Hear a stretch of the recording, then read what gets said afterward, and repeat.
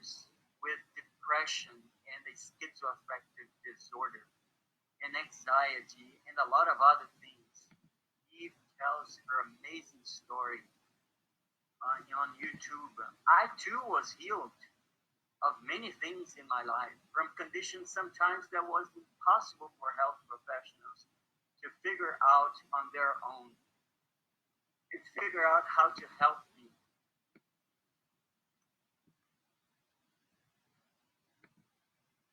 This is Netta and Will, her son.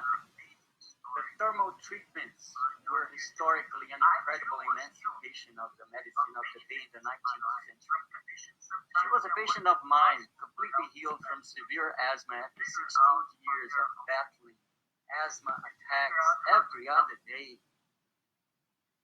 using simple home hydrotherapy treatments.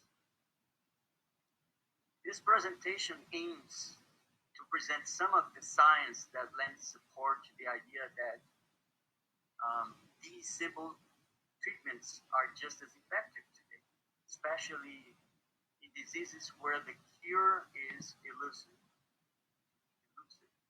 They are based on one very important truth, however, that is grounded in physiology. And the truth is that the body is equipped with a myriad of mechanisms capable of healing itself. This is a central truth about healing that has kind of been lost over the years. And it is the fact that the body actually heals if we can just cooperate with God, with my body, and if we can listen to the body. For instance, mice with cancer given chemotherapy will not heal if you damage their immune system. We also know that antibiotics will not work in a bacteria if the immune system is ablated in an ant. How do you heal from a cold or a flu? Well, you heal and you don't even realize you healed. You just move on. These are self-limited viral infections. What is not a viral infection that is self-limited that you survive is pneumonia. Typically, pneumonia can kill people. If a virus is invading your system and your cells, the immune system can destroy this virus. But we have the most potent machinery of the immune system to fight and promptly respond and kill the cells infected by this virus right in our bodies. Our immune system is a very complex organ, and we only understand rudimentary this immune system. But because we don't see what happens when we get healed of a cold, we tend to forget how we healed, completely ignorant of all the myriad of reactions in cells that orchestrated the healing and repair that we so badly needed to rid the body of the virus. And beyond that, build a memory and a natural vaccine to prevent us from getting this infection again should the same virus attack us again, or if we contracted these things. A litany of chemical messengers in cells in unsurpassed coordination is able to not only identify the enemy, the invading enemy, but also to arrest it by immobilizing it and to prepare weapons as specialized in special labs to poison it and to destroy all the cells that have been infected by this virus. And this is the immune system. SARS-CoV-2 viral infection is causing an unprecedented paralyzation of the population in global proportions because it seems that many people's immune system is not doing the job. And the infection progresses to pneumonia and brings people to death, or an early death. So we want to study with you today 3 secrets that we can avail ourselves of by which we can demonstrate that we want to be um, cooperating with God to fight more efficiently these infections that we have. These three secrets are exercise, fever, and thermal medicine. We already understand the role of isolation, social distance, wearing masks to avoid contamination to others and from others to us, as droplets, are spit out, and we can contract the virus that way. The transmission from person to person is very efficient in this virus. That way, the mask is another way that we're being encouraged to prevent this spread. At first, we were not advised to wear masks. Now we're being advised to really wear masks. We can make masks at home. We can put barriers or saliva drops to just be in contact with us. And we can come home and take showers. We can wash our face. We can do many things to rid ourselves from the virus. But materially, there is a way more than we can do to harness the power of the immune system to be more effective in dealing with these viruses. And this is what we will share with you today. Now, talking about our immune system is something very special, extremely complex, so we cannot really deal with this during this time together. We will go more straight into the practical aspects of this. But we should pause for a moment to just understand. We understand that red blood cells, they carry oxygen, and they do other things too. But they carry oxygen to the whole body, while white blood cells are basically involved in inflammation. They create inflammation. They manage inflammation. They orchestrate repair. These are the battalion of cells with their different features. On one side you have a local police, and in this other circle you have a specialized squad with specialized armed weapons and tailor-made for the invading organism. We have monocytes, macrophages, neutrophils, lymphocytes, T cells, and B cells. T cells are divided into T helper cells and T cytotoxic T cells and T regulatory cells that regulate the other ones so that they don't go out of control. In the middle, we have the natural killer cell that is very effective in killing both viral-infected cells as well as cancer cells. I have had the privilege of seeing colleagues of mine show me videos, for instance, of T cytotoxic T cells going into a cancer tumor and literally dissolving tumors that way. That's how potent these cells are. But there is just one grand truth here that we need to think about. When you measure your blood pressure and your blood pressure is 150 over 100 or 95, you know that your blood pressure is high. When your blood pressure is 120 over 80, you know you walk away with a normal blood pressure.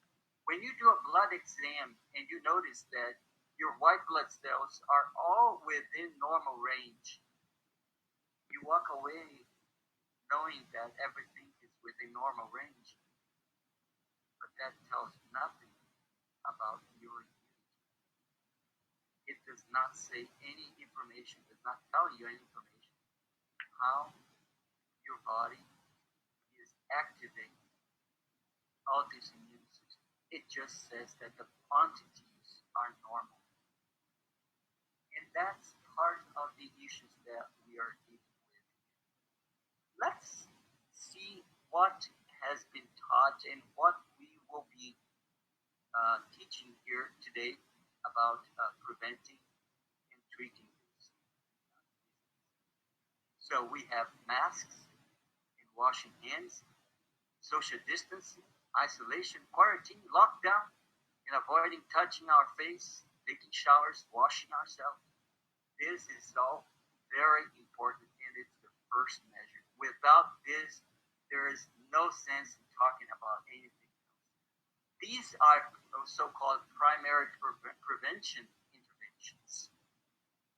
Along with those also are keeping a good diet, uh, breathing fresh air in the room at night. Don't rebreathe your carbon dioxide at night. Always crack the window open and let some air in, no matter how cold it is, but you can always crack the window a little bit open to not have to rebreathe your carbon dioxide. Avoid foods that you know you're allergic to. Some people are allergic to wheat products nowadays more than ever. I've seen that over and over. Some people are allergic to dairy products. This is not the time to be using things that you're allergic of and that you know you're allergic of. This is not the time to eat fried foods, and it's never the time to eat fried foods, not the best foods for you. A simple diet with nuts, grains, vegetables, fruits should be a simple diet that would help keep your immunity. But diet is just one aspect of this. Diet cannot just save us from an infection such as this. There is no diet in the world that will by itself be a barrier and a cure for an infection such as COVID.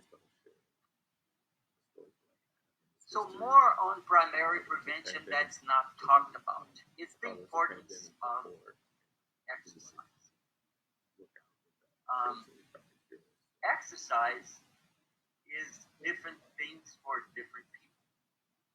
We're talking here about moderately intense exercise within the context of a field called exercise immunology. Exercise immunology is a whole field that studies how exercise influences immune function. Remember, immune function goes beyond numbers of white blood cells that you may have. Immune function is the ability to actually harness the power of these detectives, of these soldiers that we have inside, and actually get them to action in the due time and the magnitude sufficiently to face the enemy when you have an invading enemy. But when we get older, we have a phenomenon called immunosenescence. Senescence is just another word to mean old age. The immune system, with time, in time, also gets aged. Poor lifestyle choices, the use of drugs, heavy food, or just complete deconditioning, health deconditioning, has an impact on the immune system. With age, we lose cells of the immune system. We don't manufacture these cells in the same rate. We have less ability than for the cells that we have to synthesize signals that are warning signals, that are the key messenger, chemical messengers that actually do the stimulation of the immune system to fight viruses. The nice truth about that science teaches us today, however, is that a lot of this that is lost can be restored through moderately intense exercise. How do you know you're doing the right exercise? Well, there are many ways of doing exercise, but moderately intense exercise is the one that really has an impact on the immune system. I will move on here to another slide to talk more about this. So, we're talking about prevention strategies, primary prevention strategies. And exercise mobilizes antigen presenting cells. These are cells that actually tell other cells the nature and the characteristics of that virus or that bacteria. They go into your lymph nodes. They first contact with these germs. They digest. They eat the germs, and then they wear parts of the germs out in their surface so that other people can see and recognize, this is how this enemy looks like. So the white blood cells know who to attack. So it's very important function of exercise to mobilize antigen presenting cells because they are the informants of the immune system that informs the other cells where the enemy is hiding, and also to tell the other cells what to look for when they are in their hunt for the invading organism, the pathogen, so-called. Exercise is also slightly inflammatory, but this shouldn't scare you. We need this inflammation. Inflammation has two phases. The initiation of inflammation is it's not a pleasant thing. We always feel like crappy when inflammation starts, and when we do a moderately intense exercise, we do feel the results of this. Slightly inflammatory, but what happens that after the exercise ceases, that inflammation is completely dealt with. And we go into the next phase, in the final phase of inflammation, which is the resolution phase of inflammation. It's very important that the body experiences this inflammation wave every time that we do exercise. Why is that? Because that creates a situation of preconditioning. We get our bodies used to inflammation, but the right way. The right way of inflammation is when something gets inflamed, it later is completely resolved. The problem that we're facing with COVID-19 is because there is a huge inflammation starts in the airways and ends in your lungs, and it's not resolved in time. So it preconditions the body to just know how to modulate and to handle inflammation the right way. There are many signals that happen during exercise. Exercise has a myriad of functions related to the immune system and immunity in general. If you do too much exercise, you probably will be classified in the numbers of the marathon runners, for instance, who actually suppress their immunity for too much exercise. But exercise the right amount is just the opposite. It's very good for you. We have often heard, or we often hear that people talk a lot about natural healing and talk about health in terms of lifting weights and in terms of nutrition. But neither of these things really have very high impact exercise. You know you're doing moderately intense exercise when you cannot carry a conversation very well without getting out of breath as you're doing the exercise. That's the sign that you are really doing moderately intense exercise.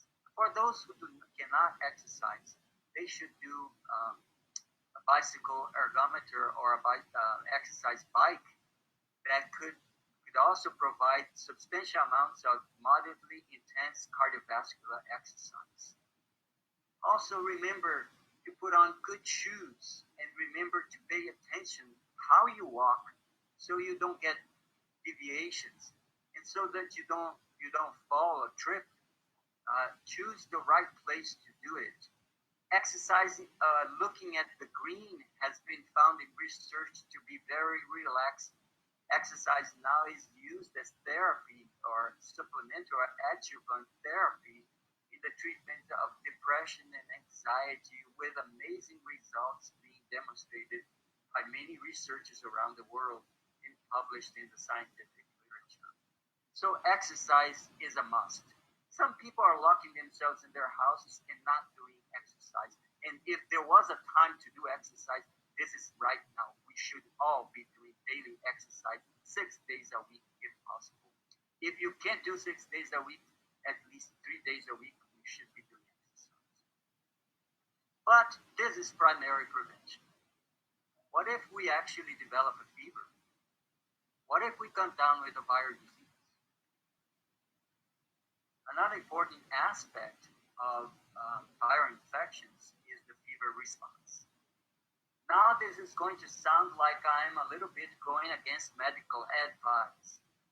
I am going against old science, actually.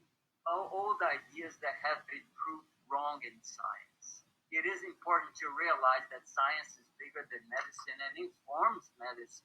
But medicine also is constantly dropping old ideas and adopting new ones. And this is a new idea for some people, except when things get too crystallized in the collective imaginary of the population that they cannot change because health professionals keep telling people to just lower their fever because they have disconnected themselves from science somehow. And this is a case in point here. Since aspirin came on, we live in a different world because we like or we've been told to lower temperature.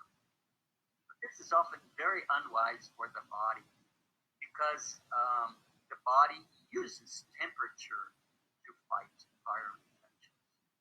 Many scientific articles have been written about this, and the consensus of these publications and the whole body of them support the idea that fever is a friend and not a foe, and not something to treat or get rid of.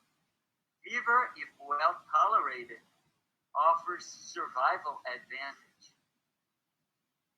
And to an organism, it is beneficial because it helps us fight infections. It should not be lowered, especially with the help of medications. And I say this because it's very easy to lower fever when fever becomes extremely uncomfortable. But listen, fever is just a symptom. Fever is not your enemy. Fever is not the disease. Fever is a natural, God-created response of the body that works in favor of the host. Fever can be better tolerated sometimes if you regulate it. The best way to regulate fevers is right at home without medication. A person with chills has a fever, even though it's chilled. If you feel very cold, that is also considered a fever. And some people feel so cold to the point of shivering. In that case, the best course to take is actually to warm yourself up, especially to heat your skin up through a hot foot bath or hot tub bath. I have done that myself. Yeah, I have a year and a half ago, I came down with pneumonia because of my severe exposure to cold, too much cold. And I experienced all this that I'm telling you. I warmed myself up. I lost my strength during the pneumonia. I didn't know I had pneumonia. I was suspecting it was pneumonia. 3 days later, I got the x-ray actually showed that I had pneumonia. So what I did is this. I felt extremely cold during the night, and I immersed myself in a hot tub, or actually in a jacuzzi. And later on, I saw the fever break. I sweated and then was able to sleep again. And I woke up feeling very chilled and shivering almost, and went to warm myself up again and dressed myself with new clothes, and then I was able to sleep again. In the morning, surprisingly, that extreme fatigue that is very characteristic of pneumonia, 80% of it was gone, and I was feeling that I was on the way to health again. I had lower pneumonia. I knew 2 days later. So this is what happens when we have fever. Now, this is if we feel very chilled. If we feel very hot, then we need to do the opposite, right? Because if we feel hot, the best thing to do is to, if we want to lower the fever a little bit, is to take showers at neutral temperatures. That always works very nicely, and also gets you to be um, recovered from the fatigue, and you will get a new lease on the feeling energetic again after a shower. And it also lowers a little bit the fever. It won't lower completely the fever, it won't remove your fever, but you don't want to remove your fever. Your fever is your friend. Your fever is what's happening in the body, not only block viral replication, but also stimulates several chemical messengers in your body, including an F-kappa beta for those who are in the sciences and in the health professions, which is a nuclear factor that can turn on 150 pro-inflammatory genes. And F-kappa beta goes to the nucleus and comes back and goes to the nucleus, comes back under the fever condition. But it doesn't do that if you abate the fever. So it cannot really put on the fever response, and it cannot put the inflammatory response. This is dangerous because if you cannot mount fever and an inflammatory response, it means that you cannot activate your immune system. That's the basic truth about this. Additionally, quoting the book Ministry of Healing, their wise advice, if you have a fever, that's not the time you want to eat anything. You know, in the hospital, I see people with fever being pushed food on them. That's not wise. During the fever, drink lots of liquid and plenty of fluid, teas, vegetable juices, and maybe when the fever is gone or abated a little bit, then you can eat some soup. Many people worry because they have fever 1, 2, 3 days. It doesn't matter. Fever does not kill people. You can find more about this in the book Ministry of Healing. During fever, so the body wants to rest, and that's a good thing. When people abate their fever and their sense of malaise, they want to go to work, and that's unwise too. That's how not to treat the body, is to go to work when you have an infection. You should stay home and then let your body fight this. In 9 out of 10 cases, this will be a very successful way of treating your body, if not more than that. It is very imperative that we understand also that the scientific literature behind what I'm saying is abundance. I will just show you a quick example of this, a very quick little example of this from a mountain of science behind this. Here is blocking fever in animals and increased mortality.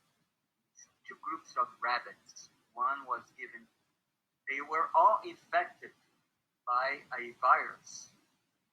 And this was the Rinderpest virus. And they were given 2 different treatments. One was left to experience the fever, the one on the right, with no aspirin. And the one on the left had the aspirin. Mortality rates were extremely different from one group to the other. Some died from the infection, but the ones that used aspirin, 70% died instead of 16% on the other group. So a reduction of almost 5 times less people, less animals dying from the infection than should have been, just because of the use of aspirin. We're facing an animal. We're facing an enemy in our current situation.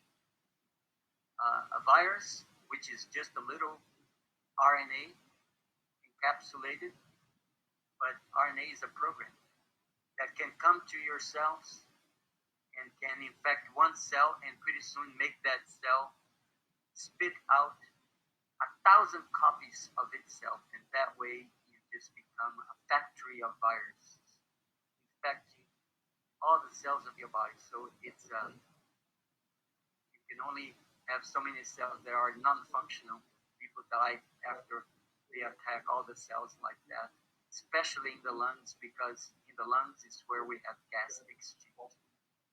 This virus has killed so far, according to April 2 statistics of Johns Hopkins University, 51 51,500,000 deaths, and more than 1 million confirmed cases.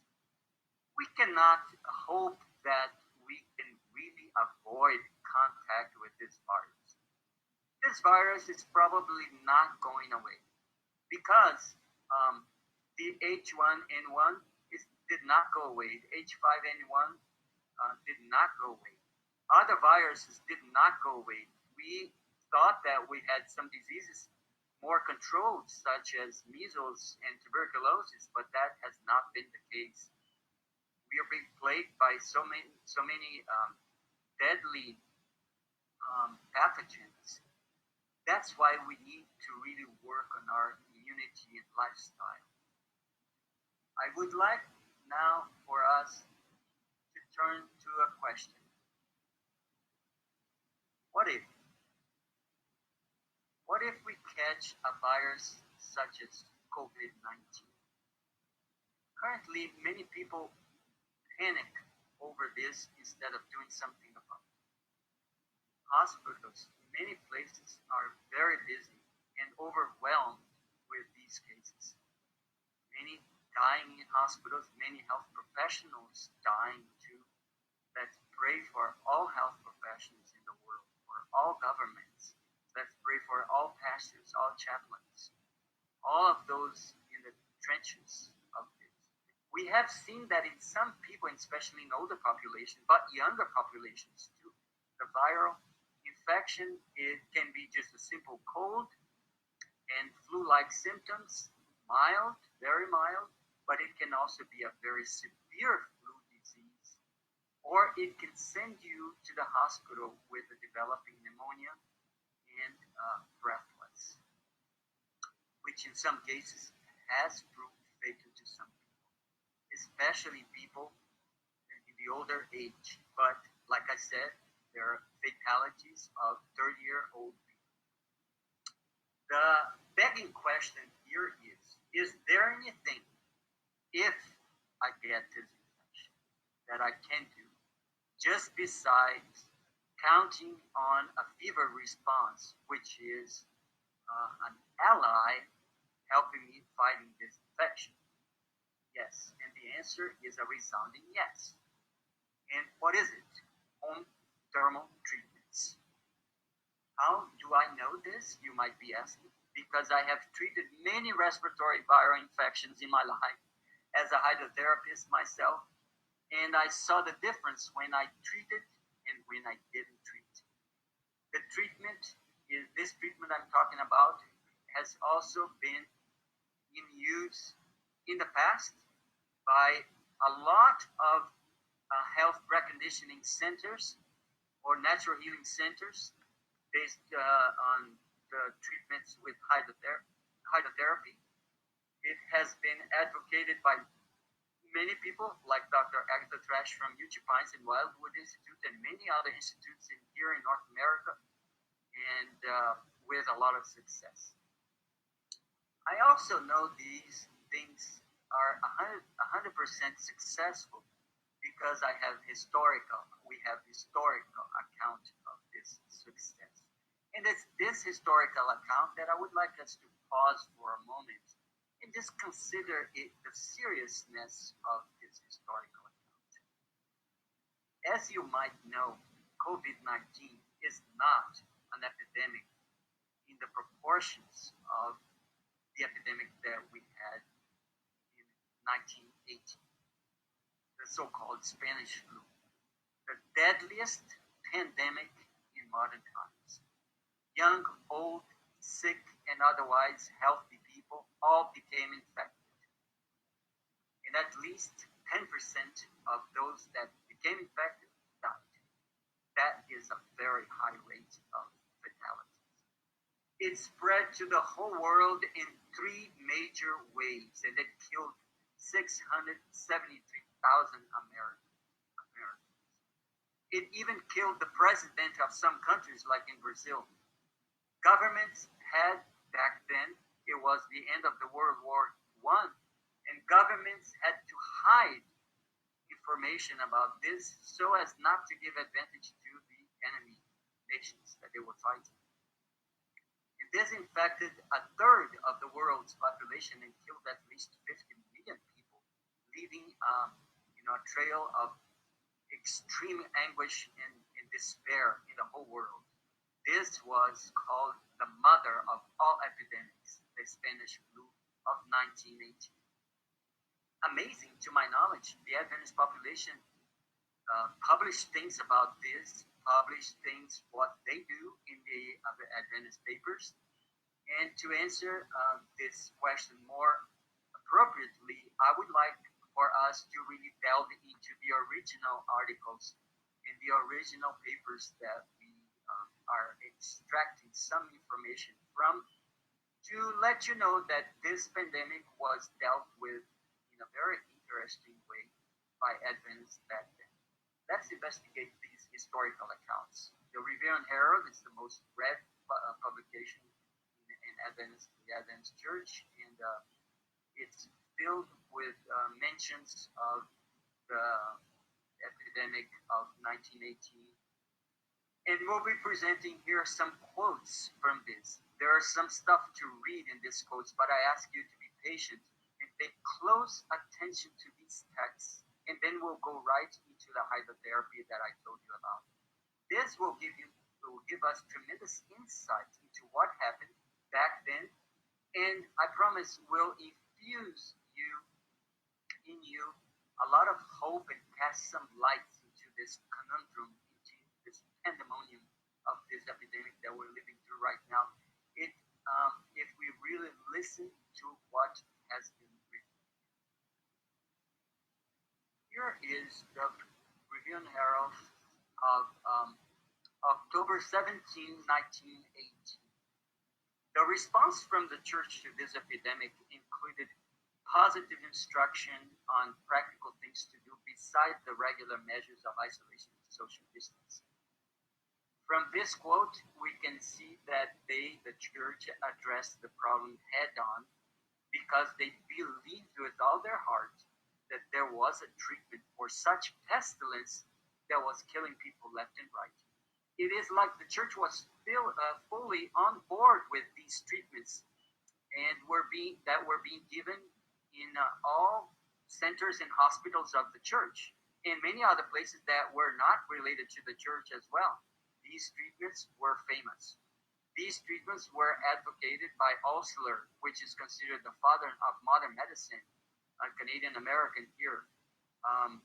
So Osler's books also extensively talked about these methods of treating too, using thermal medicine.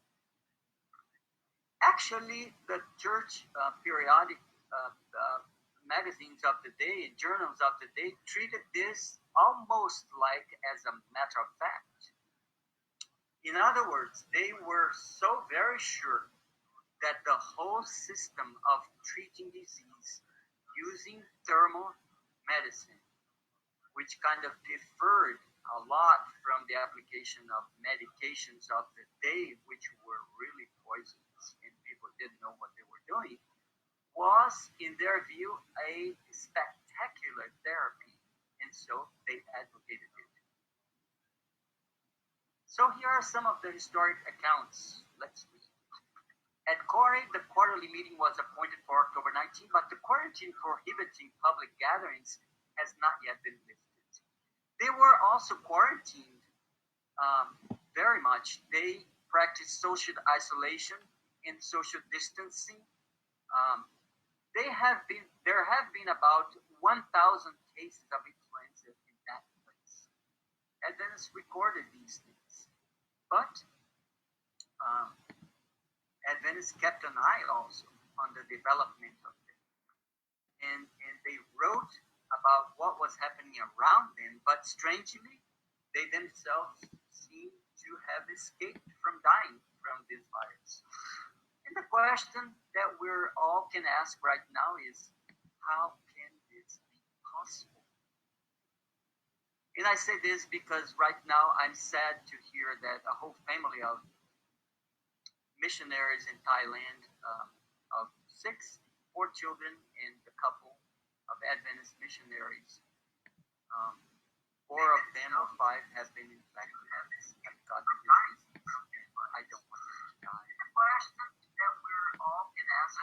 it be possible that the Adventists seem to have escaped fatalities during the most deadly epidemic of modern times?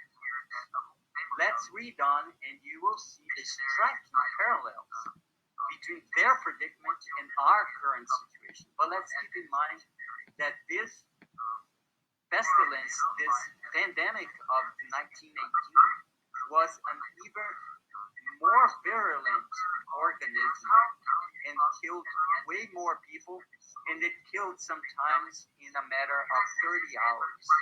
People woke up, some people woke up one day and did not rest in their bed that night. They went into sleep of the dead. And these are the texts that I would like to share with you.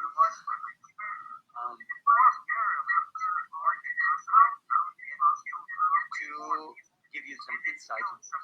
Some experiences have passed through in South Lancaster during the last few weeks have forcefully brought home to our hearts the value of the rational methods of treatment which are practiced in our sanitariums and by our people generally. The disease known as Spanish influenza began its ravages in America in this portion of the country. They're talking about Pennsylvania, probably. It appeared in virulent form in Clinton, a neighboring city, and in parts of Lancaster, as well as in the countryside roundabout. In Clinton, one whole family of 6 was blotted out. But let's move on. There's more hopeful things here. Doctors and nurses, it's written in December 26, 1918. Doctors and nurses succumbed to it. Does it ring a bell? Does it look familiar? Does it sound familiar? Doctors and nurses succumbing to it. Doctors and nurses are succumbing to it in New York. I have personally seen videos, from extensive videos that nurses are putting out on YouTube, saying how some people are succumbing from it. In China, people have succumbed from it. In Italy, health professions have succumbed to it, so as in Spain too. So it's not just those that are the patients, but the doctors too. In some cases, the dead lay for days, and because they did not have enough, they left for days uncared for because they didn't have enough undertakers or sextons. The graves, working, the sextons they were, graves in churches. They dug graves in churches. Working day and night could not meet the demands. The boys and girls in our school dormitories did not escape. Now let's read on. While the majority of cases were of mild type, some were very serious, and if treated by ordinary drug methods, remember the drugs back then were very harsh and nonsense, many of them, would undoubtedly have resulted fatally. But, and here in this but hangs our hopes, fomentations, chest packs, hot blanket packs. In fact, the free use of water within and without, applied by students' hands under the direction of one of our own physicians, wrought marvels in the speedy, I want you to emphasize the word speedy recovery, because that's what you get with hydrotherapy, if you didn't know this. Speedy recovery of our most difficult cases. Well, I will take a more conservative view and tell you that these treatments, they work better in the first, when you first develop symptoms. Way better than when the infection is already completely installed, completely advanced. Now let's read on. Doctors who had patients dying day by day marveled at the fact that in our large and crowded dormitories, with practically no professional nurses in attendance, we had no fatalities.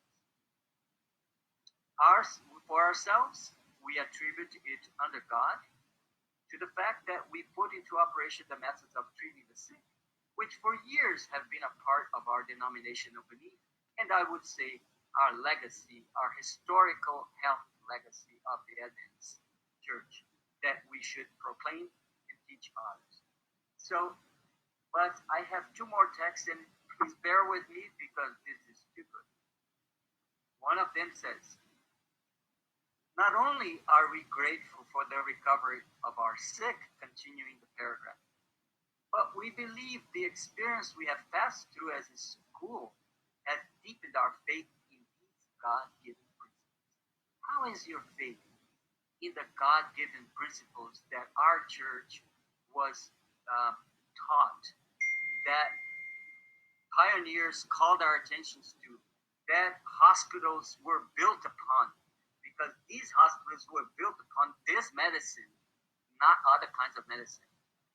And that's how they have deepened their faith in these principles. The Spanish flu was a way, an opportunity for themselves to learn.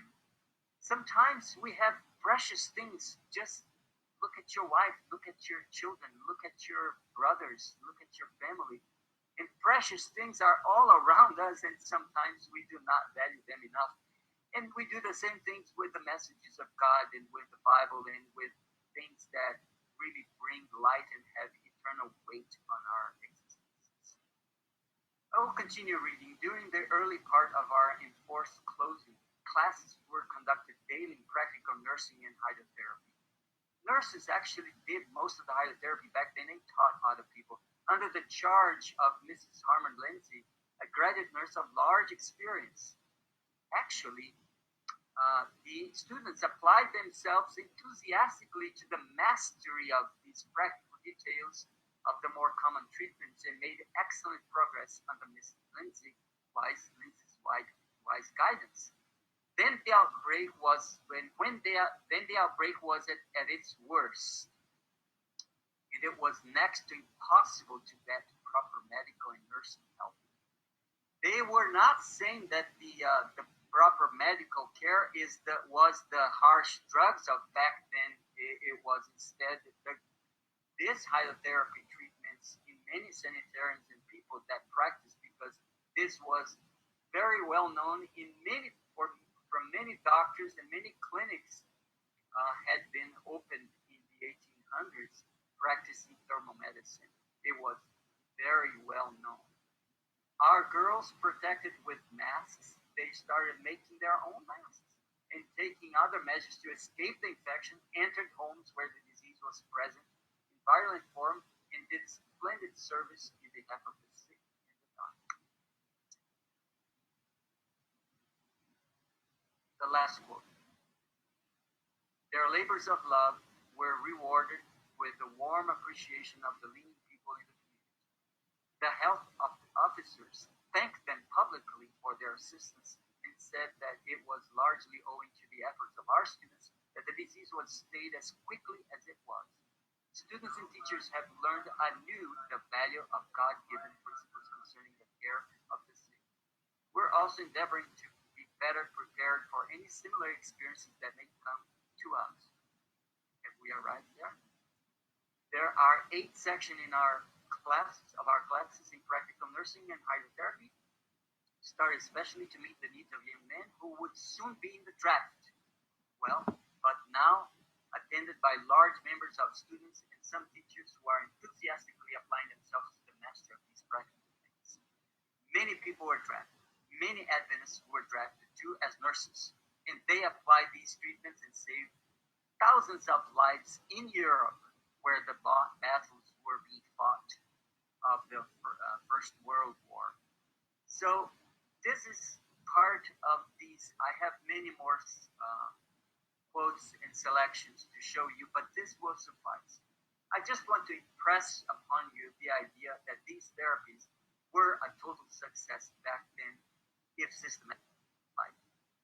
Let's understand that these books, the Ministry of Healing, for instance, and the compilations of early church pioneers strongly advocated the use of these water treatments that we know now as hydrotherapy, and that now we also know as thermal medicine. So let's discuss the best hydrotherapy treatments for that the viral upper respiratory infections that have proved and have scientific basis. Because because we already have the historical basis of this. And it just so happens that these treatments are also part of my research. So I've been doing research in these treatments for over 15 years myself, and I have seen very powerful things. I cannot, however, share the big science involved in this, but I'll give you hints here and there about what we're trying to do with hydrotherapy and what actually the effects, the physiology behind hydrotherapy is. But I don't want to turn this talk into a highly scientific discussion with a lot of science English that will probably be boring you with so many terms.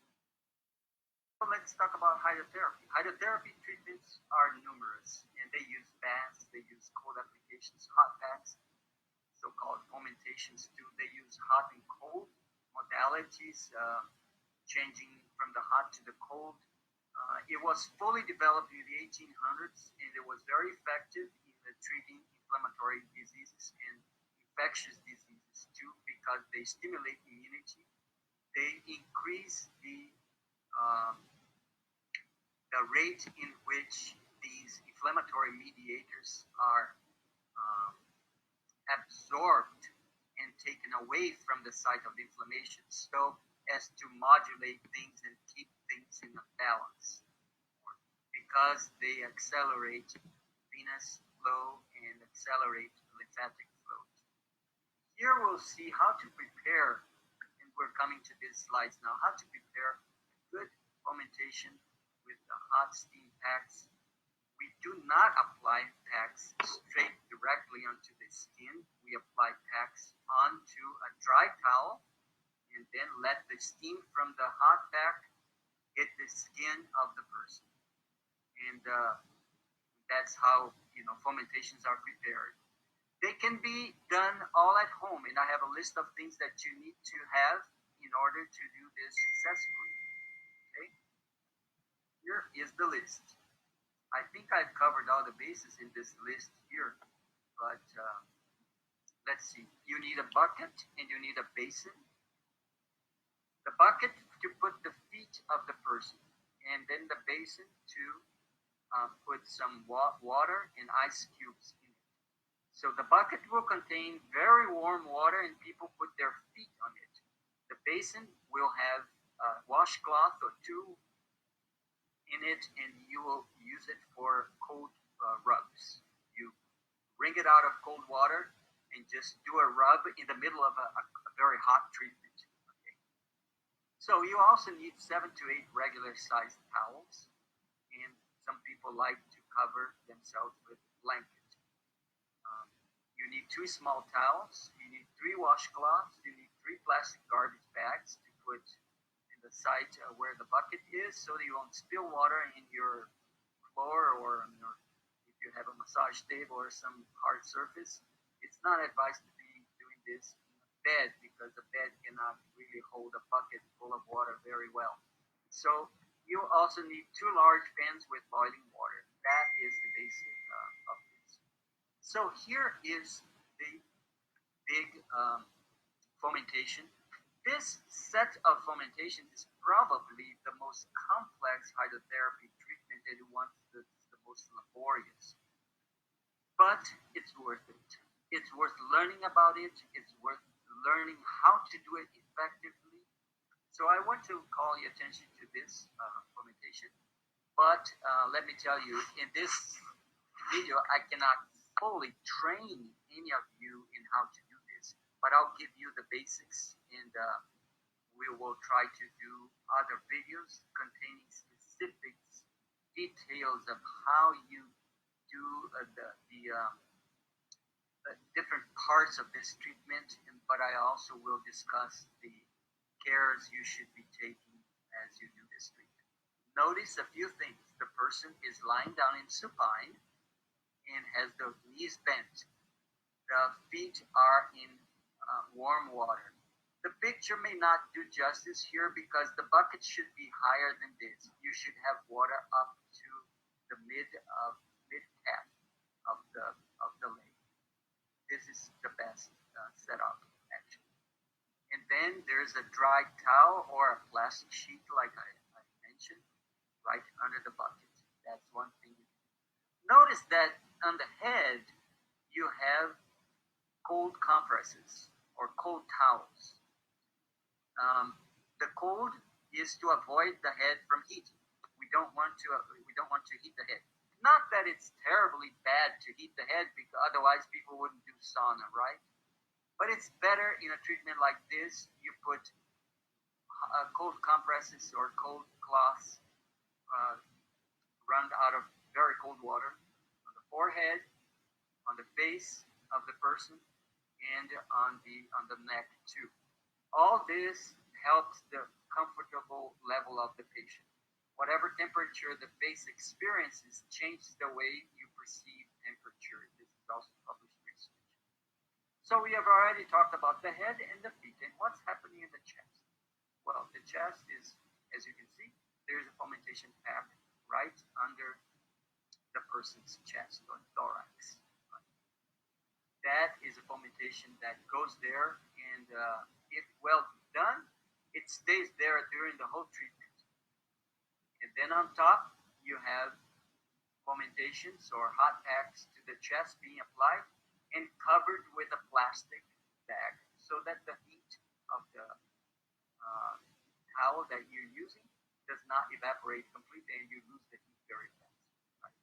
So here is 4 things that you need to pay attention to. Because this is a very complex treatment and it's laborious, it's nice if you could do it with 2 people doing it one. But I have done it myself, all by myself too.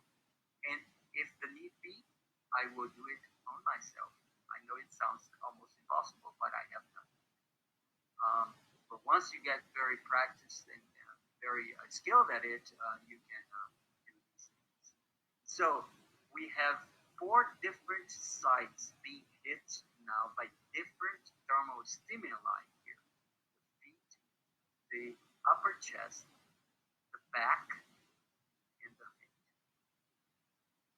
How to do it? How do I start this? What is this actually doing? First of all, I would like to just reiterate that knowing how to apply these treatments can save lives. And it's very important that we become familiar with these techniques. Powerful aiding the body to fight infection, respiratory infections, especially the viral ones, because there are no antibiotics for viruses. In hydrotherapy, you apply heat to the skin, overlying an organ that you want to target. And this heat produces secretory vasovascular reflex between that organ and the skin because of reflex connections that are explained by the convergence theory of these things at the level of the spinal column and the white rami and the autonomic nervous system ganglia, paraspinal ganglia. Besides that, the heating of the body is in itself anti-inflammatory just because of the shifts in blood that you create. As you know, inflammation is about accumulation of blood. So people called this back then congestion. That's how they named it. That's how people named inflammation. Now we know a lot about inflammation. We have tons of research in inflammation actually. But this reduces the availability of blood to inflame too much the lungs and cause this that we're seeing nowadays. The deaths by pneumonia, extravasation, change in permeability of the lung arterioles and the capillaries, and then exudates that are fibrotic in nature, and that will cause fibrosis in the lung and disappearance of ground glass. Besides that, keeps the excess blood in the skin because the skin can take 60% of cardiac output, so it's okay to make the skin red and rich in blood. But we are actually extracting some blood from other parts that want to create this inflammation and will create the inflammation. We want the inflammation to be created. The inflammation, nobody can stop that. And it's not wise to just take anti-inflammatories for that, right? This has already been banned. There's there's a consensus in the physicians currently that do not they do not advise people taking anti-inflammatories in this disease because it can block other important things, including COX enzyme. This is another discussion, not for today, or more for health professionals. So it increases the blood, it increases the heat overall of the blood. Now we know that heat can stimulate inflammation, but at some point, depending on the amount of heat, it can also block inflammation and block the replication of viral particles. And as well as it enhances the presentation of antigens, just like exercise does too, because of migration of these antigen-presenting cells to lymphoid tissue, into tissue where the antigen presentation occurs. And that's where I told you that the cells that teach the other cells what the enemy looks like and how to catch it. So the scientific literature based on this is very abundant, but you need to read a lot of different areas like immunology and rheology and cardiovascular physiology to understand all that's going on here. So after treatment, the skin that you apply these treatments should become pink or different, depending on the color, depending on what the color of your skin is. The aim of the hydrotherapy fomentations is basically to modulate the visceral blood flow, inflammatory reactions there, and the flux of lymph fluids and post-capillary venous fluid and precapillary blood flow too. Okay, we want this blood to keep moving, and that's not what happens in an infection type of viral origin like this. There is an increase in blood flow and there is blood stasis that follows immediately. That's where things get very complicated. We need to combat this stasis, which people call congestion back then. So the three parts of this fomentation set is, where do I start this? Well, first, make sure that you have all the equipment right on hand, the towels folded, everything in place, the boiling water going on in the kitchen, and don't do this treatment like in the upstairs and need to run stairs to come with the fomentation. It's better to do it on the floor if you have to do it on the floor. It's better to do it on the floor, make a padding and just do it on the floor, close where the kitchen is. Or if you have a very big kitchen, do it right on the kitchen, it doesn't matter. As long as it is a warm place. If you suspect it's not a warm place, cover the person with a blanket. I don't particularly cover people with blankets, but people like to do this treatment covered with blankets. So I start my treatment with putting the persons in a hot foot bath. You get a good bucket and then you fill it with warm water to the touch and immerse the person's legs and feet actually. And I used to drape a towel from the knees up to the water level, because I am going to be pouring boiling water along the inner side of this bucket and asking the person to kind of wiggle their feet so that that temperature can equalize and the hot can be distributed evenly in the bucket. So that's what I do. That's the hot foot bath. Hot foot bath is good for many things. The feet have reflex connection with the uterus, prostate, lungs, and head. And this is reflex connections that you explore in hydrotherapy. So it's very important that you start by heating the feet and get the feet really warm and keep adding constantly boiling water.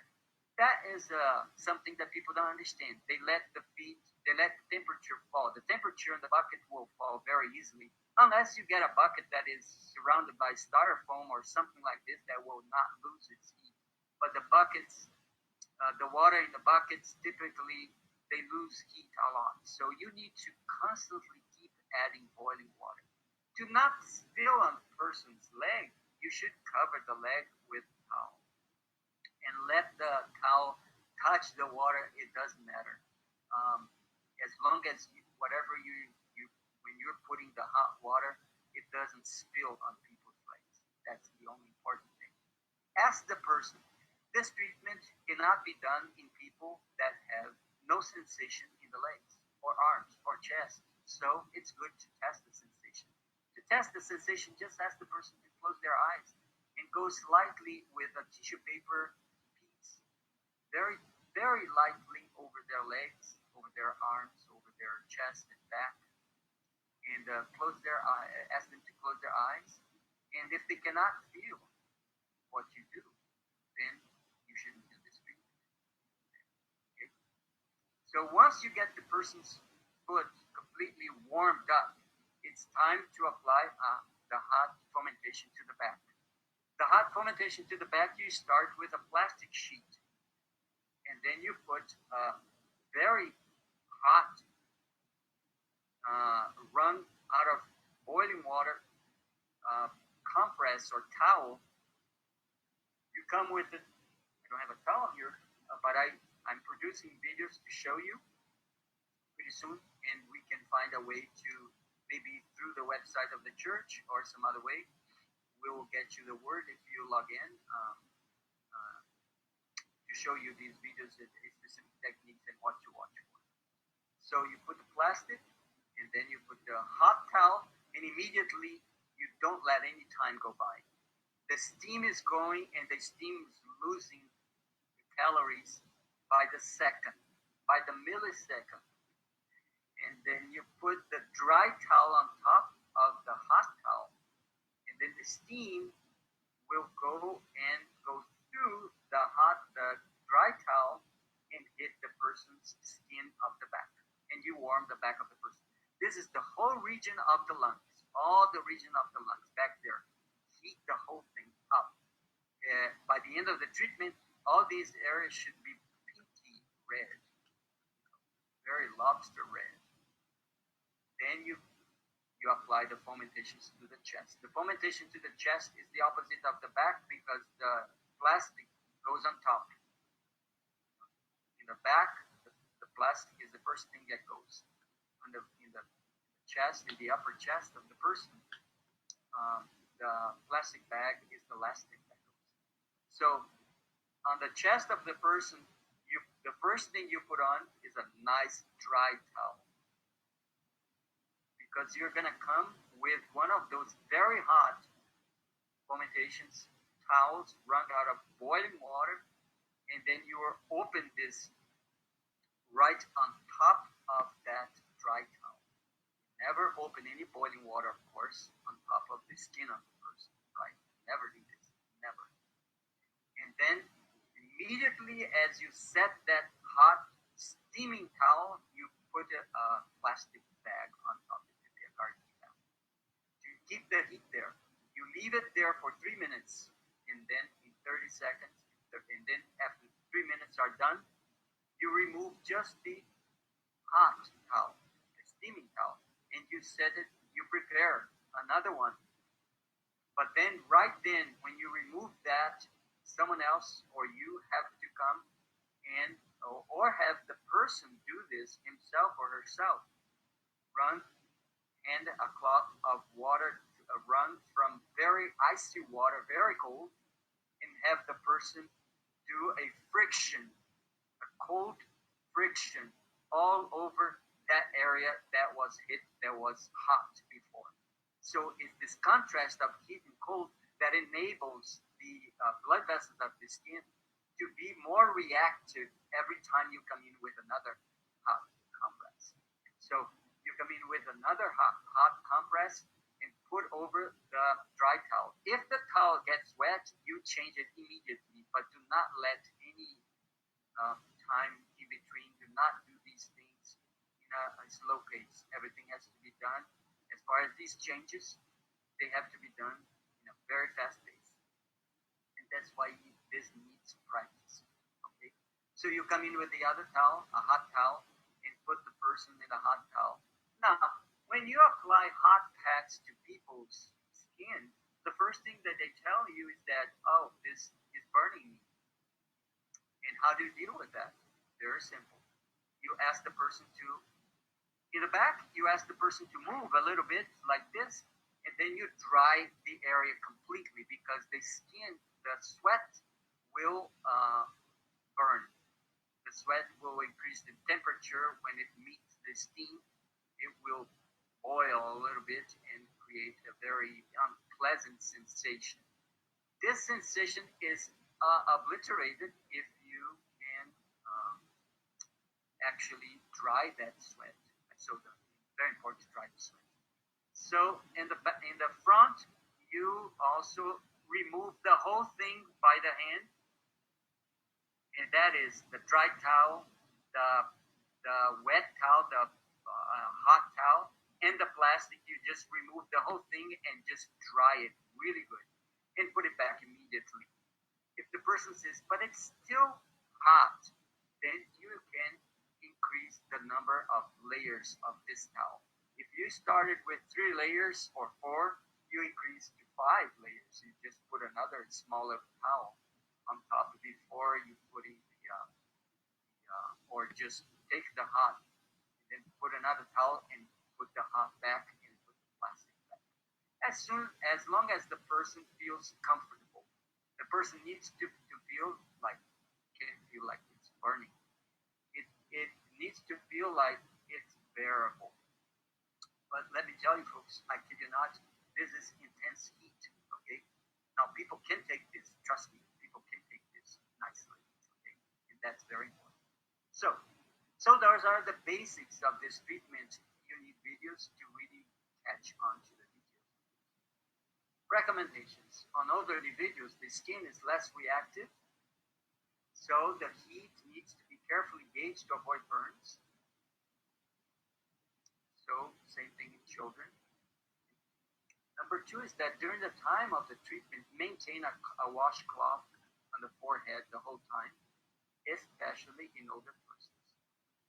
On the chest, fomentations need to be placed very quickly and covered in plastic to avoid the heat dissipation, reminding you of the detail. And number 4, some videos on YouTube have taught us some of this. Some people like to use the microwave. They prepare a wet towel, and then they microwave the towel inside a bag, and then they take it out of the bag. I prefer just immersing it in hot water by the tips and wringing it and stabilizing my hand and wringing it until I only have the hot, very hot water, the steam, but I don't have so much water. In other words, the hot packs are not, you don't bring them soaking wet. You bring them coiled like this so that the heat does not evaporate, and then you lay it on the person and the plastic on top immediately. This you do for 3 minutes in the cold for 30 seconds. 3 minutes, 30 seconds. 3 times, 3 changes. Again, you do the hot fomentations in the chest, upper chest, for 3 minutes, and then 30 seconds cold, or 20 seconds cold. 3 minutes or 4 minutes and 30 seconds cold. There is no, 3 to 4 minutes, 20 to 30 seconds.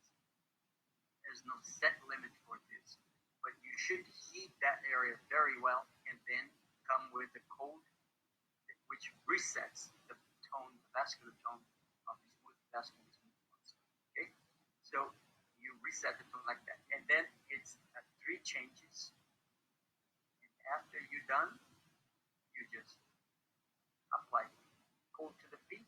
You ask the person to move the back or sit up, and then you wash the back with cold, very cold water, and the person's back is completely red, really pinky, and then you dry it completely, and you do the same as you finish the one on the chest. And after that, dry the feet really well too. Put on socks immediately, put on clothes immediately after that, and then have the person rest for an hour. Now, more recommendations. Give this treatment twice a day, not too close to meals. There's a typo there.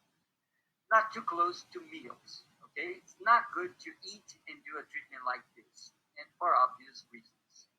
Decide to do the treatment number 2 on the first symptoms. Don't wait for things to. If you don't know, I don't know, I have COVID, but it doesn't matter. Do it as suspect the worst in times of pandemic. 3. Treat one another.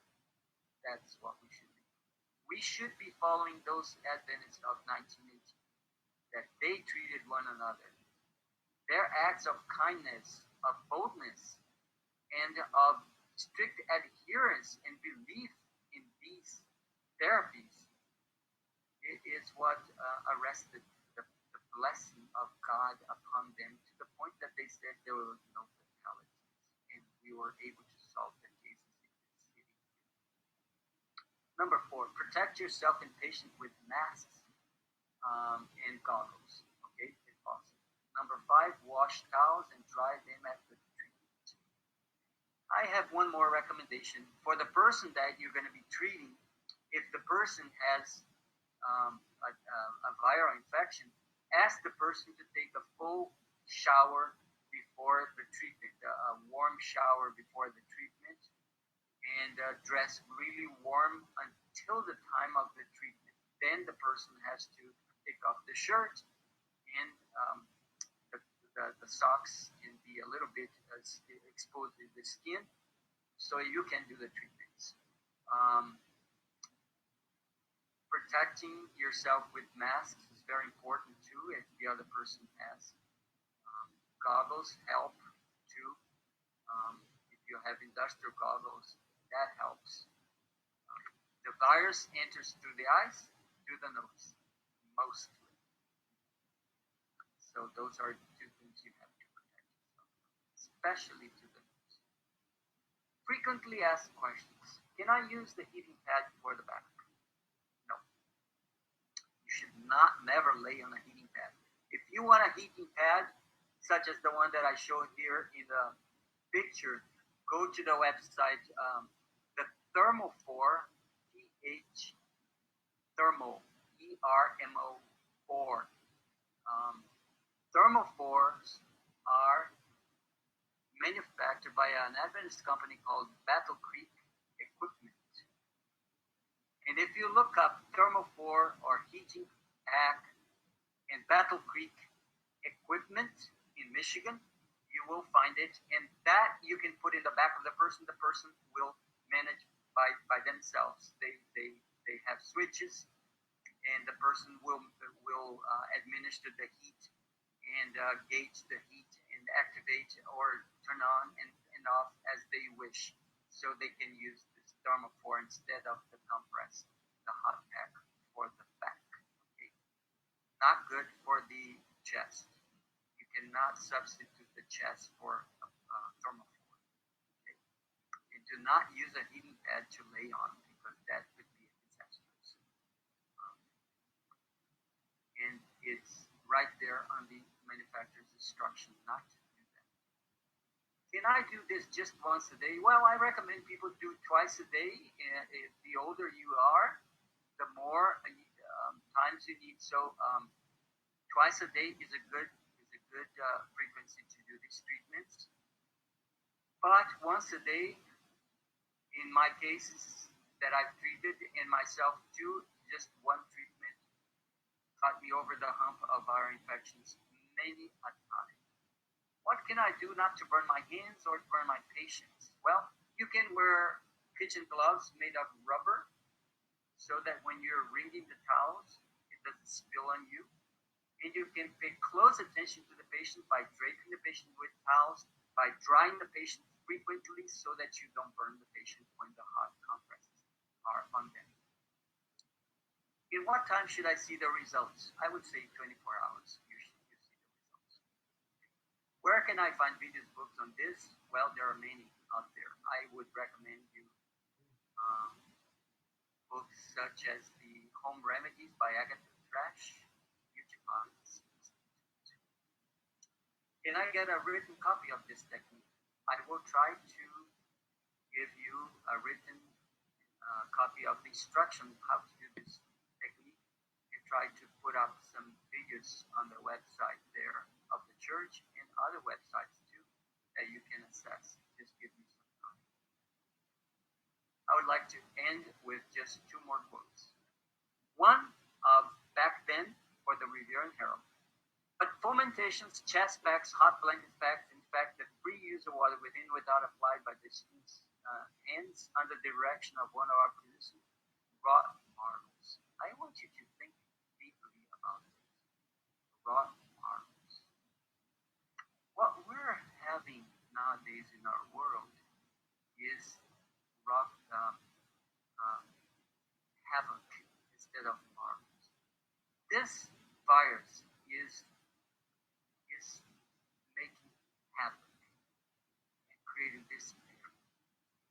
These treatments wrought marvels.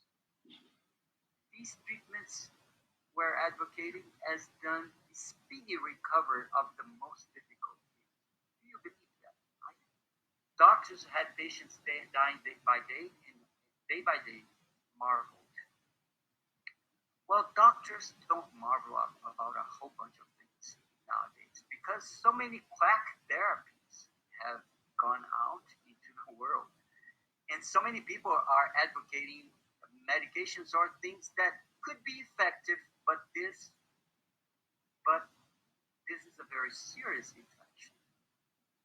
And we have to harness the power of the immune system. Not too many things can do that. But I know that thermal therapies, exercise, do that. And that's demonstrated scientifically and very backed up by the science that we know nowadays. With practically no professional nurses in attendance, we had no fatalities. Folks, we do not need all these fatalities in the world. There is a secret in our past. The lessons that we can learn from our past can guide us in our future. But I would like to end this presentation with a quote from the Ministry of Healing. Here is where the problem lies. Water treatments are not appreciated as they should be. And to apply them skillfully requires work that many are unwilling to perform. But none should feel excused for the ignorance or indifference of the subject. There are many ways in which water can be applied to relieve pain and check disease. That's exactly what happens with these fomentations. All should become intelligent in its use in simple home treatments. I want to thank you for hanging out with me here today and to learning a little bit, thing or two about these treatments and about the reactions of the body to thermal medicine. I sincerely hope that we can learn together from this, that we can go out there and treat the world, that we can spread this news about these treatments to many folk. And you will see and prove for yourselves that this epidemic doesn't need to be the horror that it is nowadays. At this point, I would like to pass it on to Pastor Michael Bodie again and ask him if he or the audience has any questions for me. Well, we'd like to thank you, Professor Remigio. It was a very educational, very powerful, very practical presentation that you gave. At this time, we'd just like to give a few moments. If you have any questions for Professor Remigio, feel free to type those in the comments now. If you have any questions, feel free to type those. I thought this was an amazing presentation. I learned a lot, especially what you were saying about fevers and how it may not necessarily be a bad thing when you have a fever and how to navigate that for your health to improve. So that was an incredible insight. And just the whole presentation was very, very powerful and very relevant in these times. Just gonna give a few more moments if anybody has. I would say let's toss out therapies that have proven ineffective, but let's not forget those that have historically been proven very effective, and that were the basis for us creating hospitals in the first place in the Adventist networks of hospitals. Yes. And they served as the motivation to a new kind of therapy that were beyond just medication, pills, and pharmacology. Even though our pills today are not like medications before, Mhm. but we don't have to toss out this baby with bathwater. Right. We have a lot to use them, and they have proven a tremendous help back then in situations where medicine really does not have a definite solution for this, right? Current medicine. Yes. Definitely. It looks like we don't have any. Oh, I'm sorry. We had a question just come in. 1 second. Okay, Sister Karen Henry, who is a member at North Star, who attends North Star, she says, has this treatment been applied to those who have coronavirus and shown effective?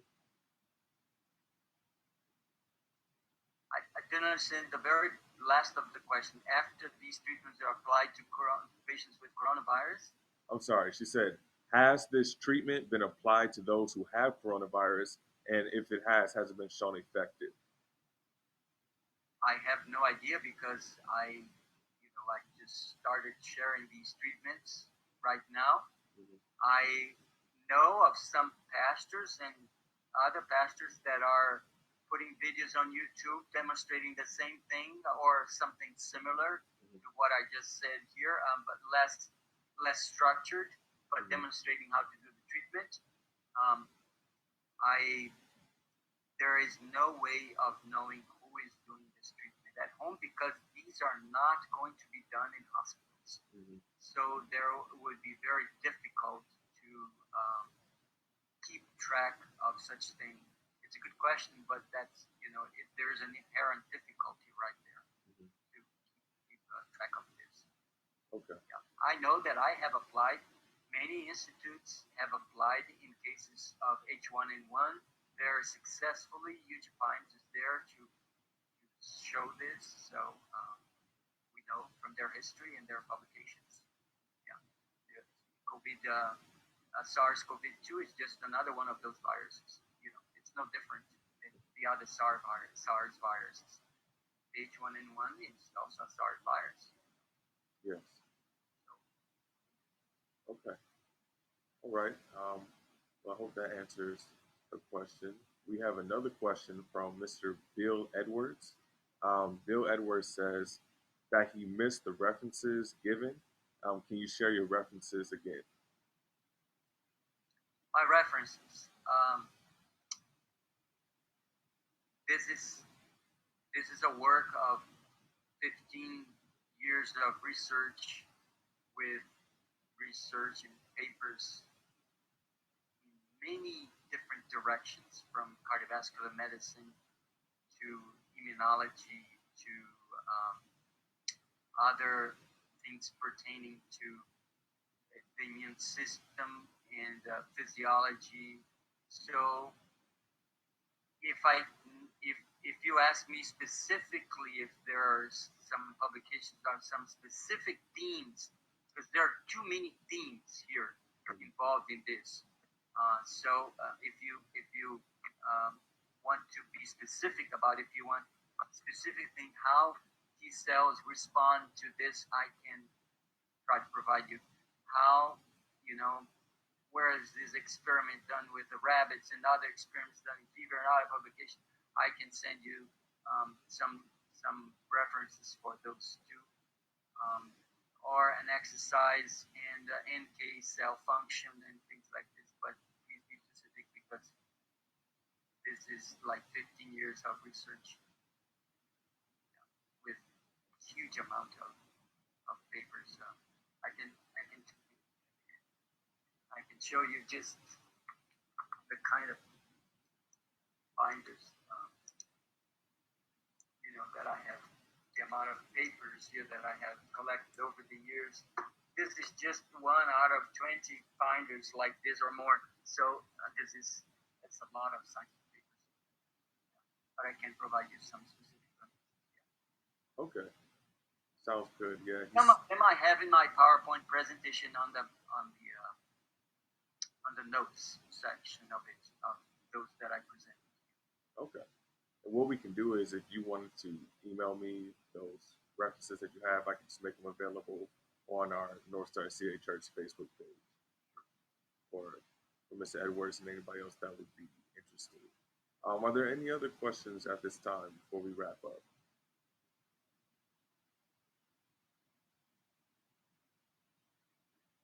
Well, Professor Remigio, we'd just like to thank you once again for taking the time out just to speak to us, to give us some practical and spiritual tips on how to prevent the spread of the coronavirus, and just really emphasizing the importance of our Adventist history of the health insights that God has revealed to us.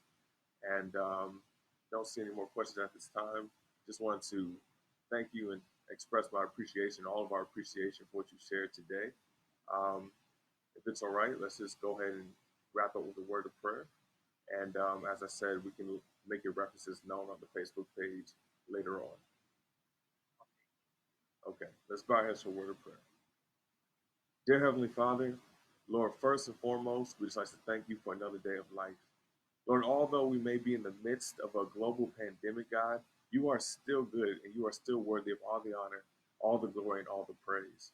Lord, we thank you so much for just the inspiration you have given to Professor Remigio to just share some practical and spiritual insights to help us as we're trying to navigate this difficult time in history, Lord God. Lord, we know that there is nothing more powerful than you, Lord God, that you are greater than anything that the devil can throw at us. And we know that, Lord, in you, there's always hope for a brighter tomorrow. So, Lord, I just pray that you help us to not be so spiritually minded that we're no earthly good. Yes, we need to focus on you. Yes, we need to put you first. But Lord, also help us to utilize the practical resources that you have given us in order to have good health, in order to have a good spiritual life, in order to do and be all that you've called us to do and be. So, Lord, we just thank you for who you are and for all that you're doing. We pray that you help us to continually grow in you and to move forward in faith and not fear, Lord God, because greater is he that's in us than he that's in the world. We love you, God, and we thank you for first loving us. In your name we pray. Amen. Amen. Thank you. Thank you so much, Professor. God bless you. God bless you too. All right. Take care.